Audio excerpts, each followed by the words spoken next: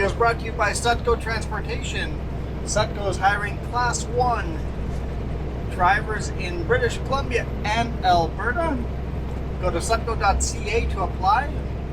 And don't forget to use promo code JuanFan to get $100 on your first payday. An extra $100 on your first payday.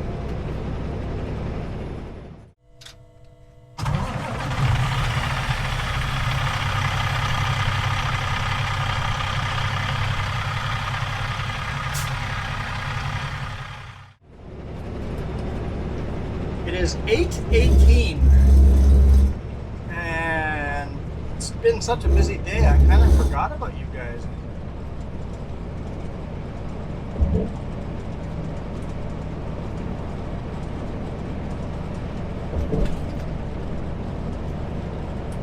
It's starting to get dark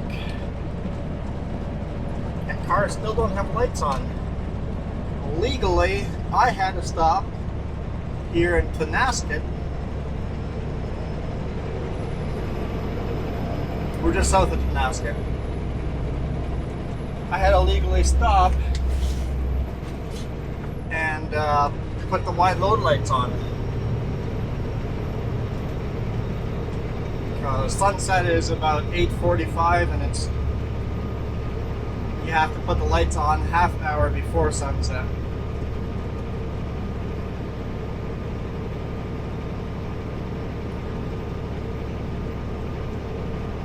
What a day. What a day. Where did I leave you guys off yesterday?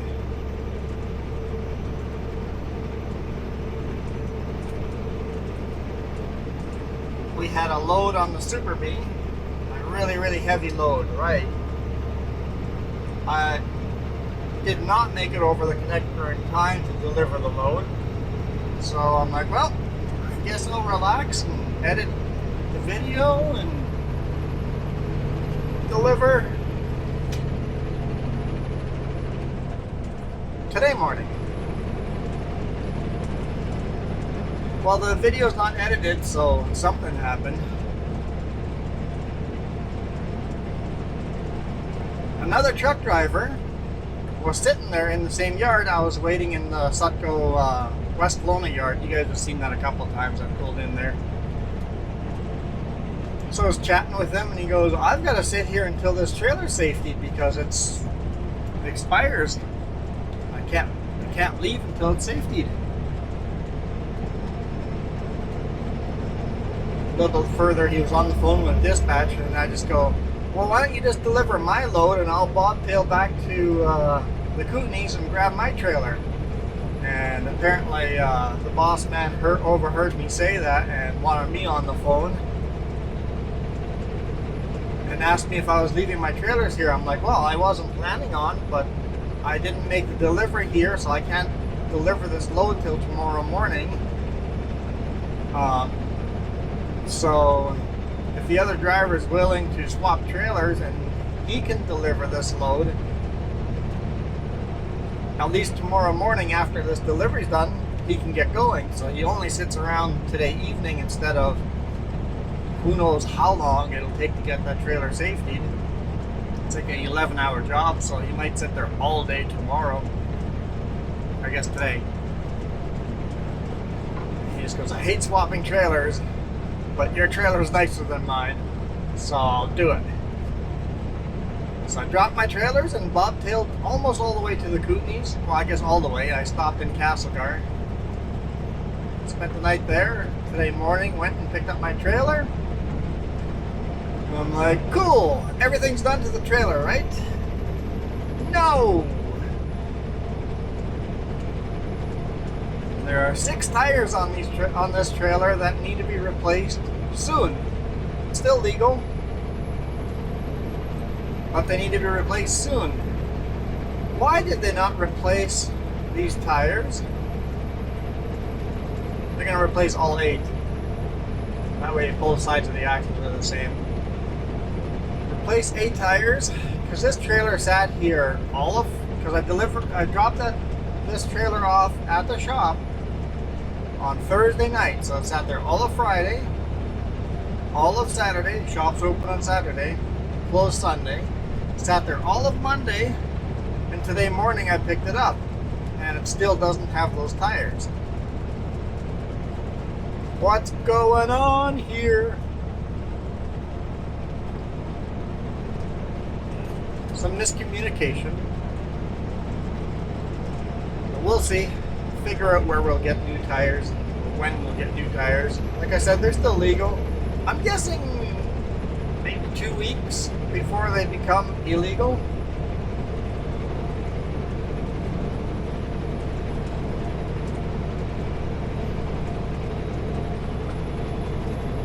Hopefully I don't have a flat or anything, because I just assumed I was getting the tires done. So I got rid of my spare tire that I had on top of the truck, and I didn't think of going back and getting that spare tire today morning because I was flustered. Then I went down to Janelle, picked up a load of rebar, brought that up to Klesnikov, so just a short little run. Dropped off the rebar, loaded, looked at my load, I'm like, hey guys, this load's illegal. If two panels side by side and they're overhanging the width, so there's a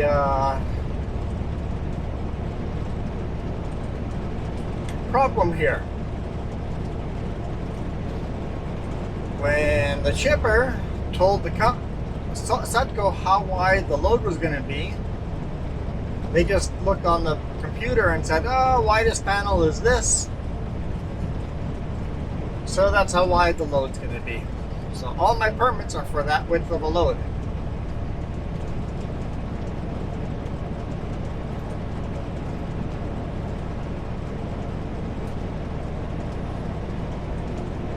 And the way you loaded it, two panels side by side. First off, it's a reducible load.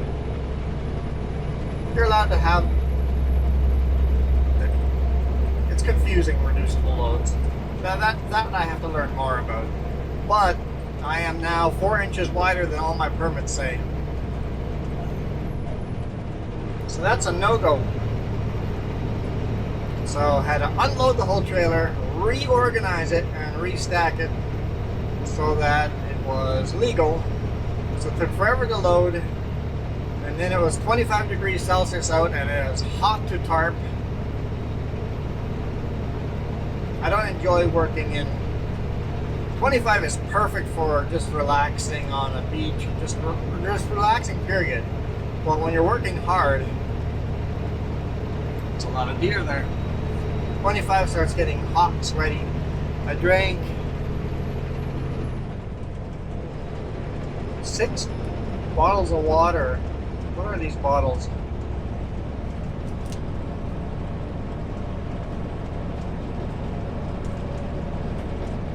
$20-ounce? It says 10 halfway up, so I'm assuming it's a 20-ounce bottle.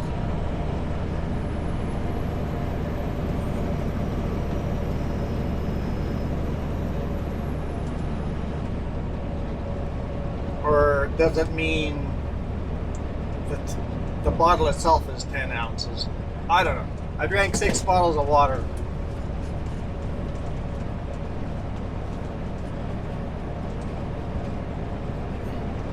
And a lemonade. And I'm not done yet.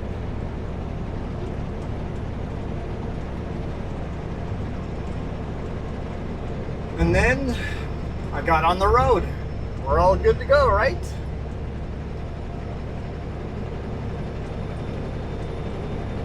Get over Paulson, get into Grand Forks, and I'm like, normally, because I pull over in Grand Forks, there's a little pull out there right after Grand Forks. Pull over, look at my emails, I'm like, normally I get an email by now for the customs cheat, so, and I still don't have my Washington permit. So I sent out an email, it's like, hey, just in case, I don't have my paperwork yet. ETA to the border is 7 p.m. So we need to get on it. I'm almost there. I'll get a phone call. So I can send the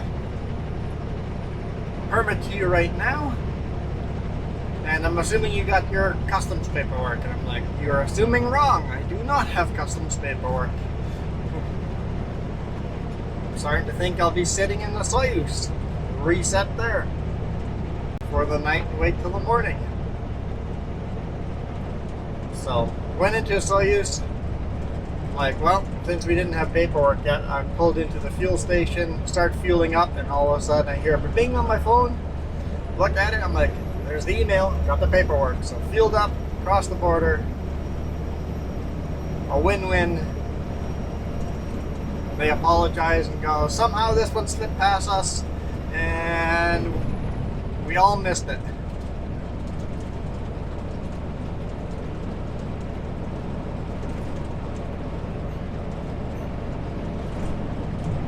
But I got it in time.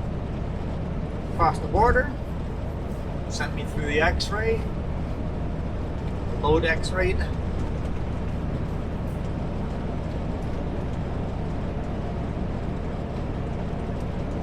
Now we're headed south. Late evening.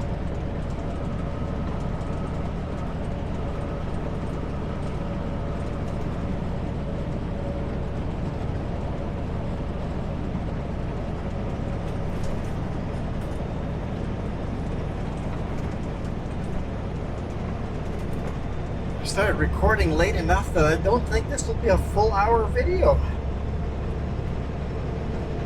We'll see. Depends on where I find a spot to sleep.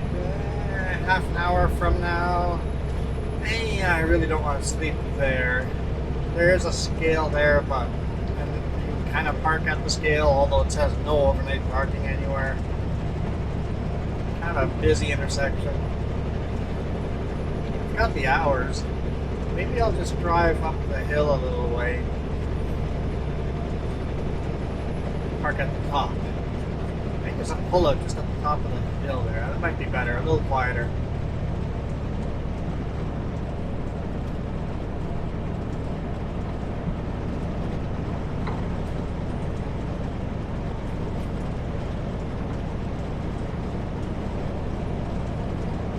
Now weight is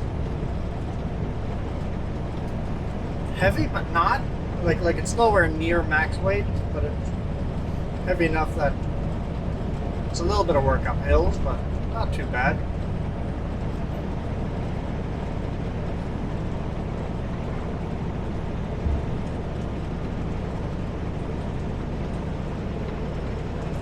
And I saw the routing on my permit. The way it's written is going to be a little bit annoying getting through Tri-City, but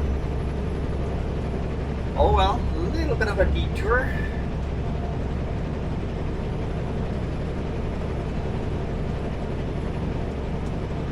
Maybe I'm not allowed to go through the city with a load this wide. 10 feet 8 inches wide.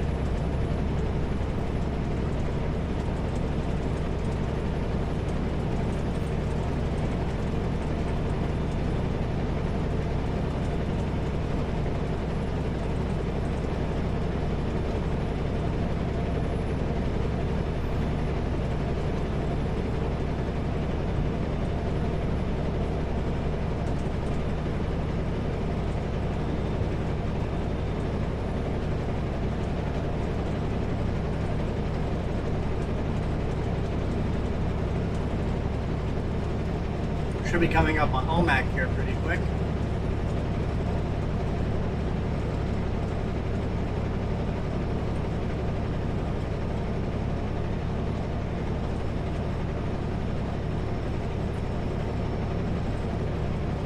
It's 19 degrees Celsius now, so quite a nice day right now. I've been running on my windows open, but I can't quite do that with when I'm shooting a YouTube video. It'd be kind of hard to hear anything if I had the windows open.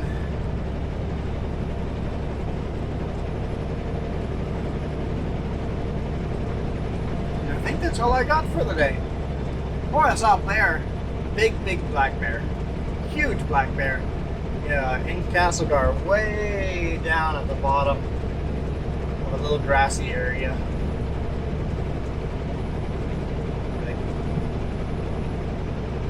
300 feet down. Yeah, about 300 feet down. That was a big bear. Not the biggest bear I've seen, but that was a big bear. It was up there.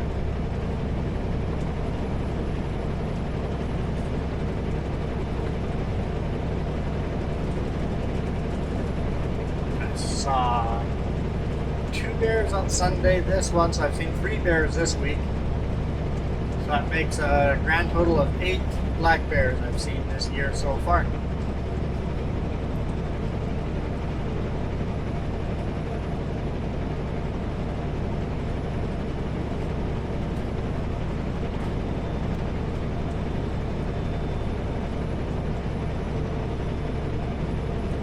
And just asked about,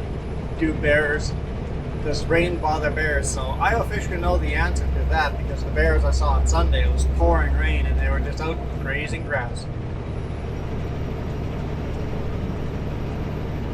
In the pouring rain.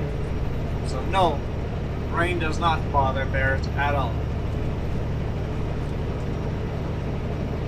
Proved just wrong.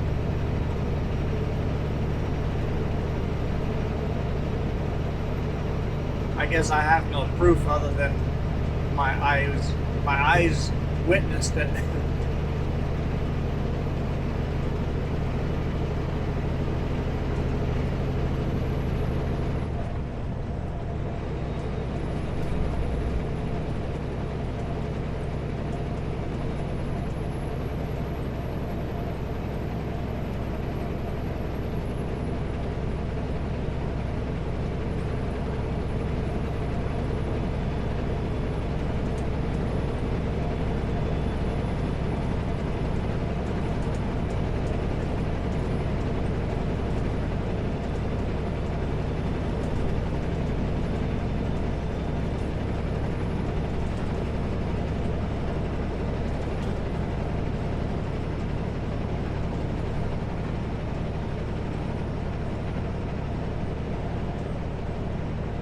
Omak.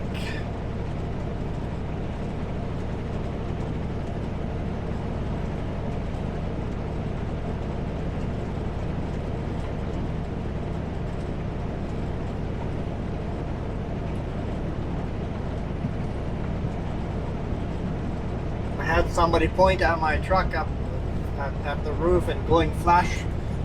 It's like basically the expression of, hey, you forgot your flashing lights are on. It's like, dude, I'm a wide load. It's the whole point of these flashing lights.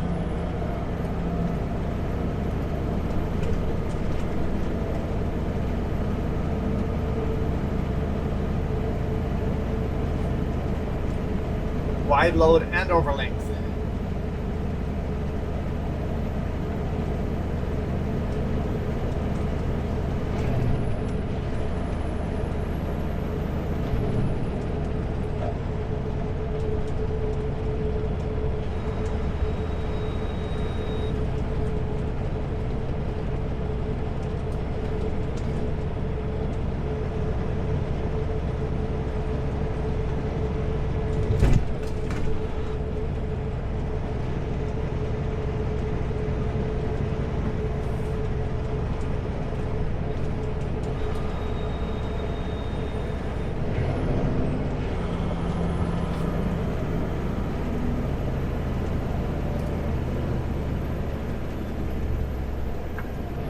Wow, we're gonna get a green light through here. It's a short green light, so I better hurry up.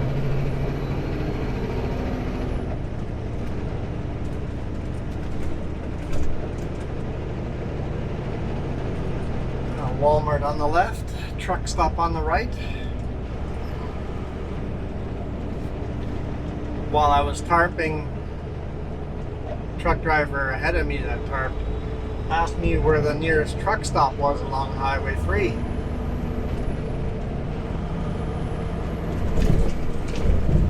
I'm like, there really isn't any truck stops on Highway 3. Just headed to Ontario, and it's like, Highway 3 doesn't really have truck stops. There's kind of an old truck stop in Cranbrook. There's a Husky there, but you can no longer fuel up there with your card lock, so you could spend the night there at that truck stop, although I don't know if the restaurant's even open anymore.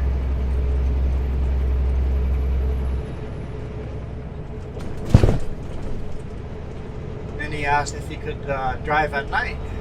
He's got a wide load too, but he was only 10 feet wide. So I'm like, yeah, I'm going to be driving at night as long as you have lights on. You got your permits in order and your wide load lights and all of that. Yeah, you can drive that at night. At least certain places. There's curfews to worry about in certain places, but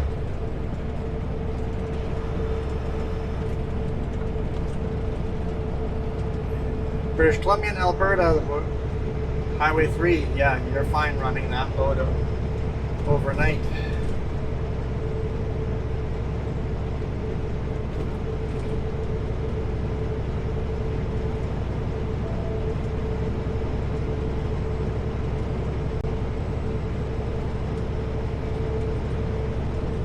Maybe we'll get an hour in.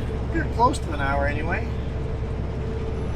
I'm gonna keep driving until I get the stop or the pullout on top of the hill. Hopefully there's a pullout there. If not, I know just past Chief Joseph Dam, there's a pullout there. I'll sleep there then. Doesn't matter what time it is, I'm gonna make it there. Because currently, the E-log.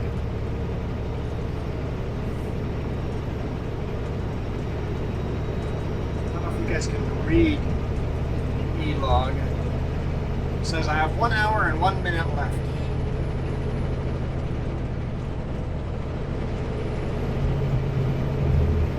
You guys see all the signs flashing back at me? That's my beacon lights.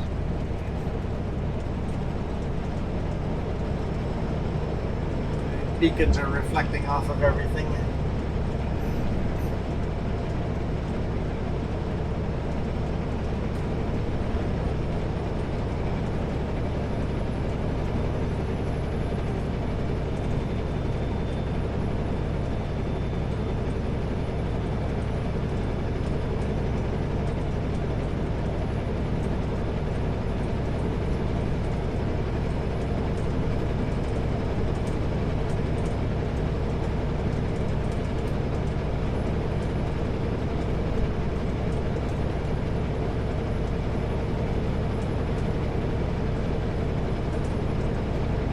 Miles to the next scale, and that's the turnoff I'm taking. At 60 miles per hour, that should be about 24 minutes. Give or take a minute.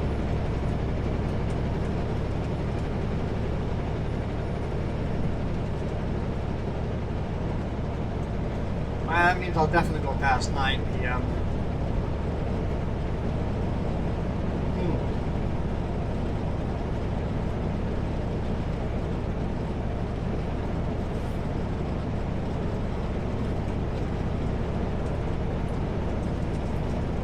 Not much, and legally I can go further, so I just like starting the day at 7 in the morning. It's kind of my routine. I like the 7 a.m. start,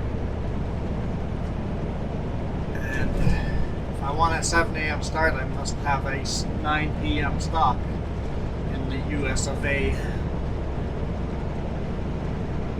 In Canada, I can go till 11 p.m. And I often do. Well, last night I had to stop at 9 because I knew I was going to the U.S. today. So you have to always know if you're going to go to the U.S. the next day.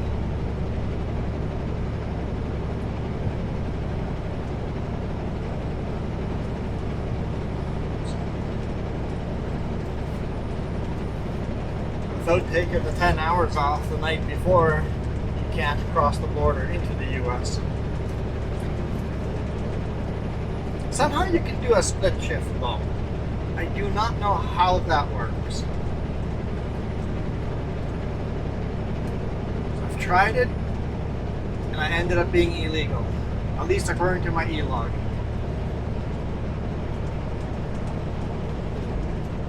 E-log is not perfect. Sometimes it gets it wrong. But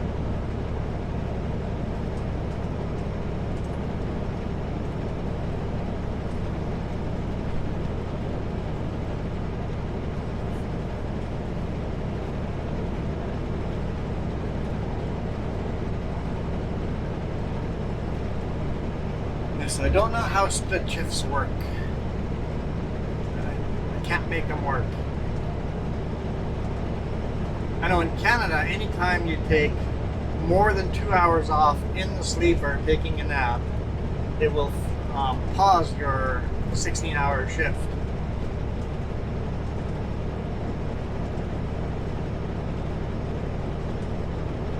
And you can extend the night. So if for some reason you have to stop for over 2 hours during the day, go in the sleeper and sleep for 2 hours or longer, and it pauses your night, you can drive later into the night, or pauses your clock and you can drive later into the night.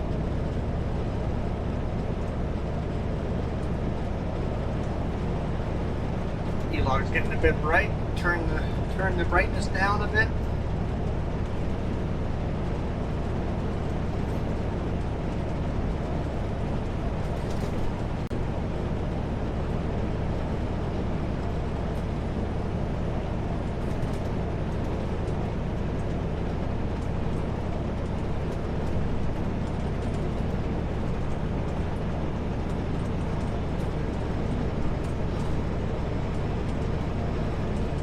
Some people darn near hit the ditch to avoid me. Other people don't care at all. Just drive in their lane. Don't give me any room. It's always interesting to see how people react. And twice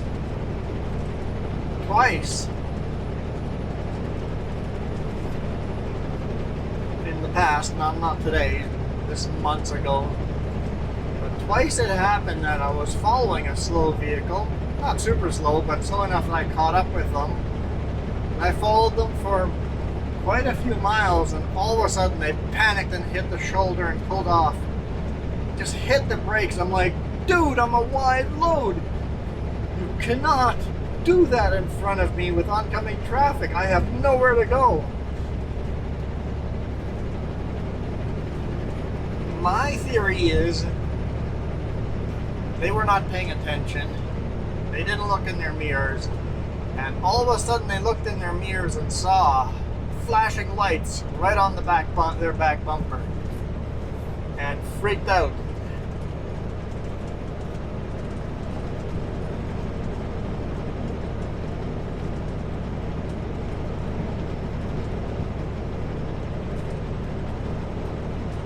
Luckily, I don't follow people very closely 99% of the time. I had lots of room to do some emergency braking because there was oncoming traffic and I cannot veer into the other lane, and the car that just slammed halfway onto the shoulder, I cannot pass that vehicle either. I don't have room, so my only option is to stop.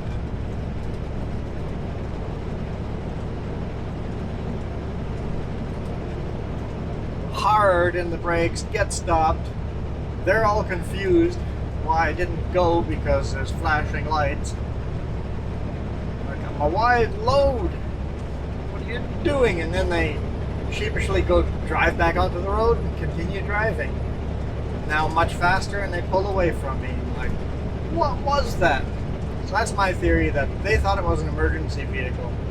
Not paying attention, not looking in your mirror, and all of a sudden you see flashing lights behind you and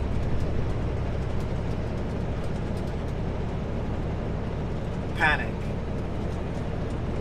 I don't recommend that.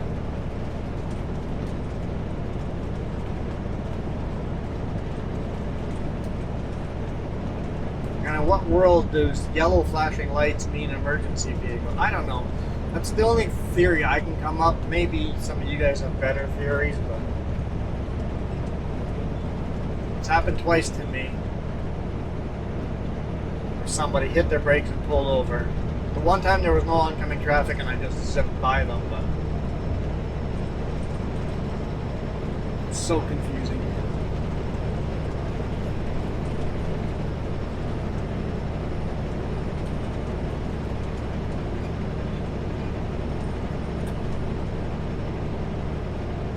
A little bit of sprinkle on the windshield. Wonder if we'll get some rain. Clouds don't look like very rainy clouds, but a light sprinkle. The roads are wet here. Maybe I just missed the storm. Missed the rain. Well, not a storm, but missed the good rainfall.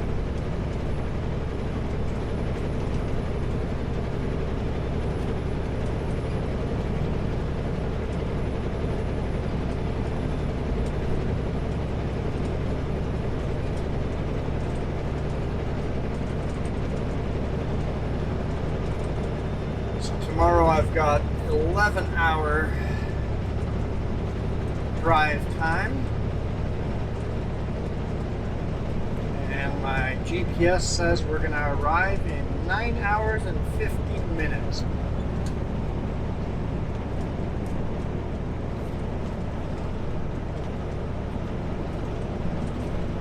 So it's saying 7:40 a.m.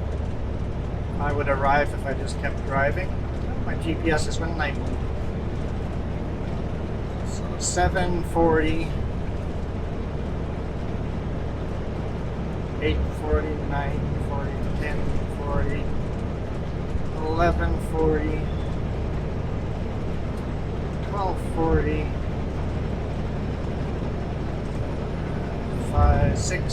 6:40 p.m. 11 hours? Yeah, okay, duh. 11 hours, 12 hours, duh. Here I'm counting. So it'll be 6:40 p.m. plus a couple of stops, so probably arrive, potentially I could arrive at the customer by about 7 p.m. So that's gives me 2 hours spare time. That's not too bad. Good time for lunch break and supper break, and maybe I'll only take half hours and save an hour for anything else, construction or whatever.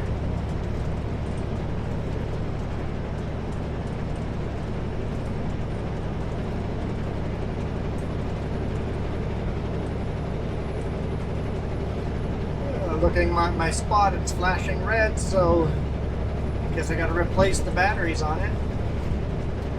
That spot is my emergency GPS.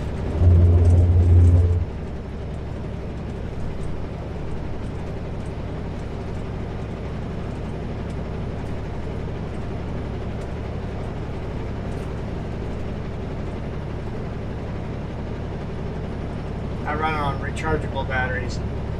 I used to plug it in, but the plug is broken.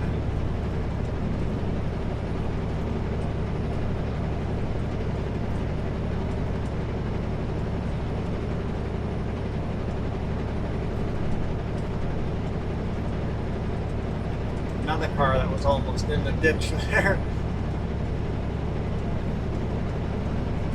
I guess it's kind of that time of day, it's kind of hard to see how wide that might be. I've got the lights there to show you how wide it is, but it's kind of that time of night where the lights aren't all that useful, the marker lights.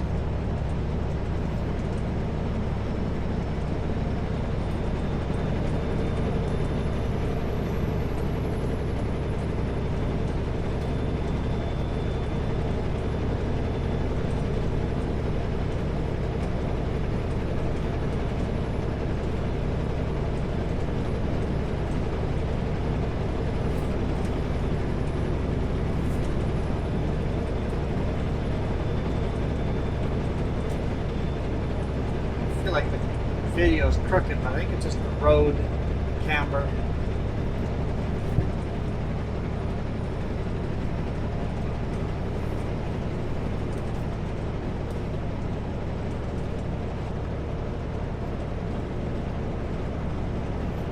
A little bit of an airport over here on the left. There's always somebody tinkering on some ancient aircraft, on a really old helicopter or a really old airplane or something.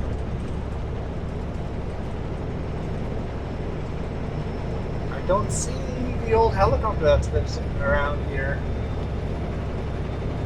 Either it's in one of the sheds or they've repaired it and it's flown away.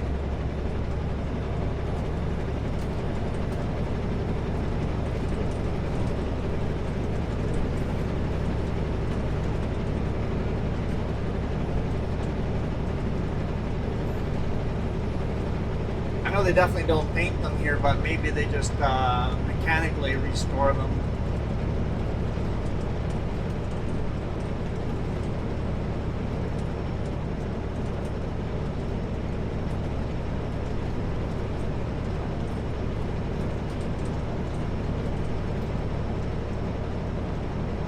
Road's pretty bouncy here.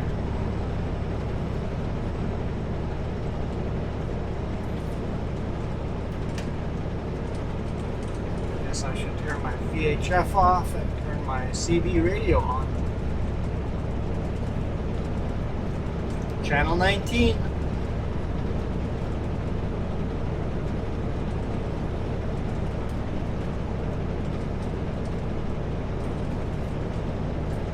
Some more bug splats. Let's see if we can get rid of them.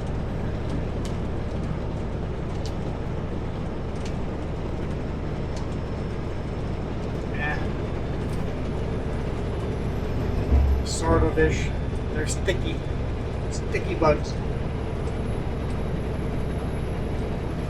And when I fueled up in the Soyuz, they didn't have a squeegee to clean my windshield there.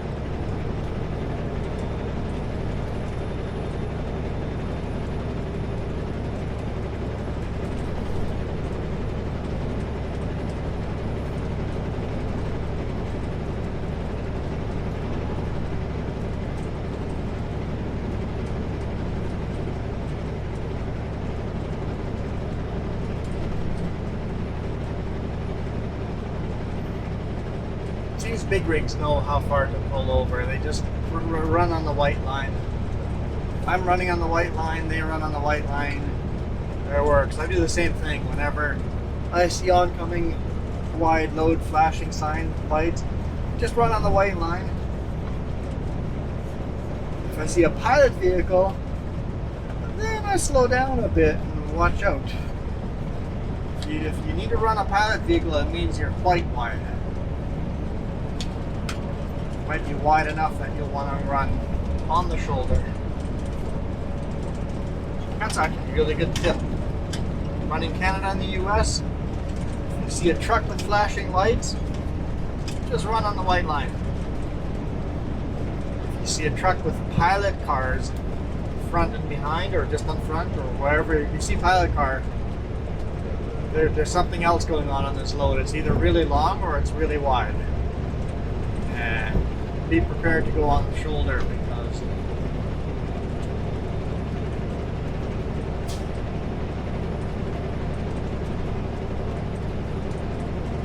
some of those guys are really wide.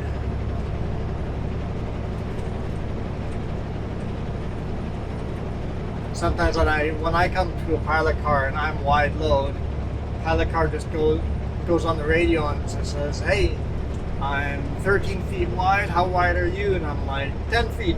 Okay.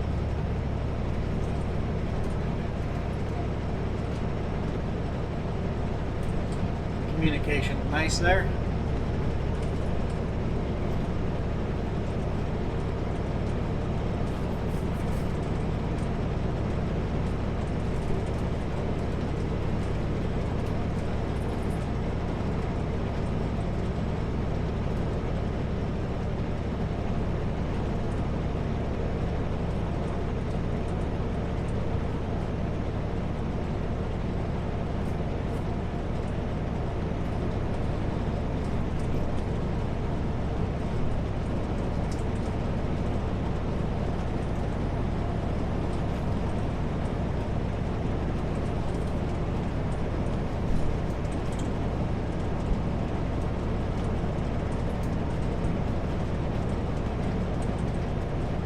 Not much for clouds this way.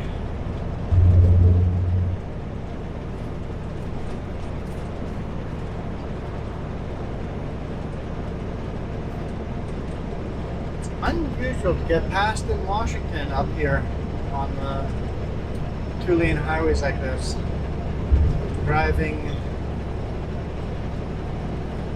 1 mile over the speed limit, 99 kilometers to 100 kilometers per hour. In that range.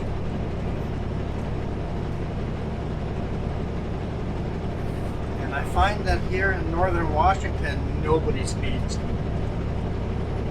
Usually, I'm the one catching up with people. Well, it might be a British Columbia plate.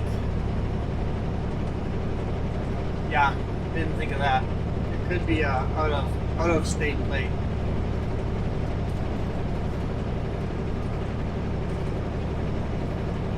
When you come to BC, 10 over is a slow vehicle. You want to go 20 kilometers over the speed limit to fit in with the flow of traffic.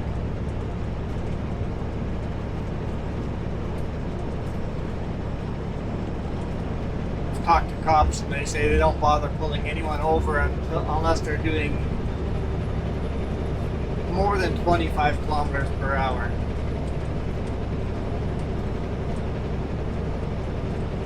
Over the speed limit. 20 kilometers is what, 12 or 13? So 25 would be about 15 miles per hour. So in British Columbia, if you're running 15 miles over the speed limit, you might get pulled over. And that one, you might have to actually be driving recklessly and driving that speed to get pulled over.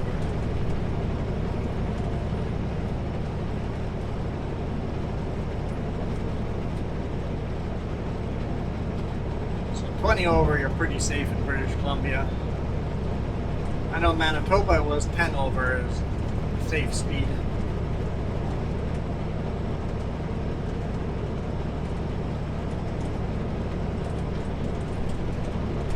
Not really the safe speed, but the flow of traffic.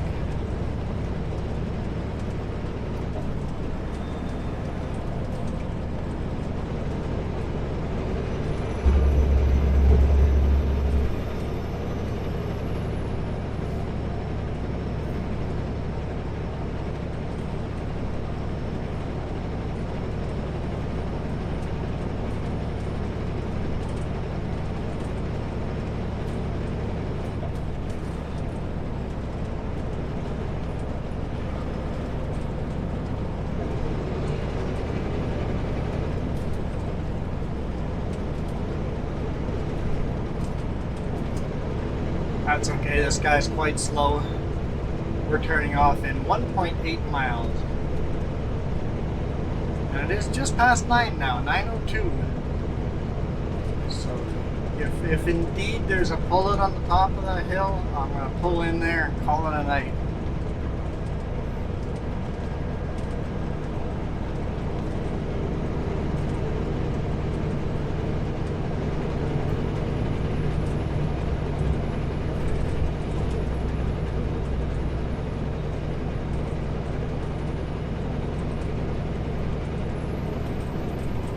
not slow anymore.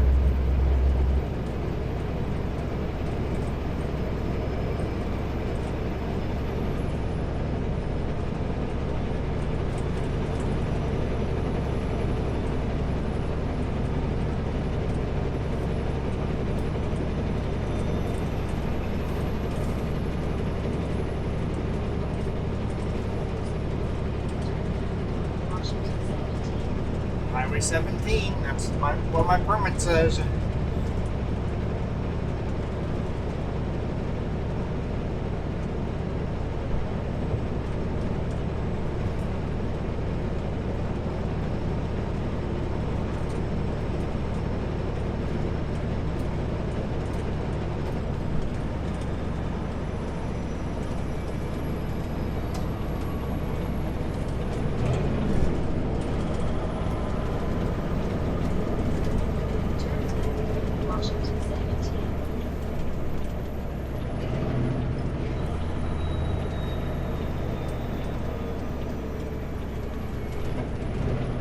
Looks like there's a Marion Smith sleeping at the scale.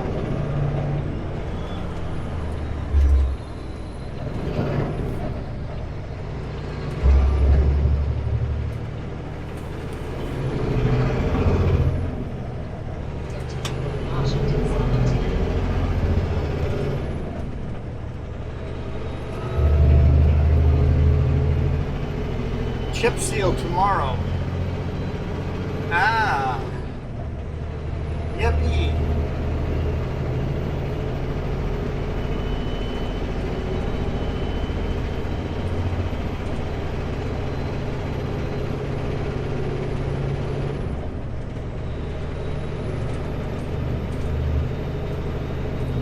Should be a code right here.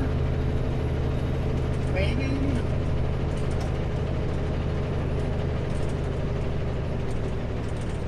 Yeah, okay.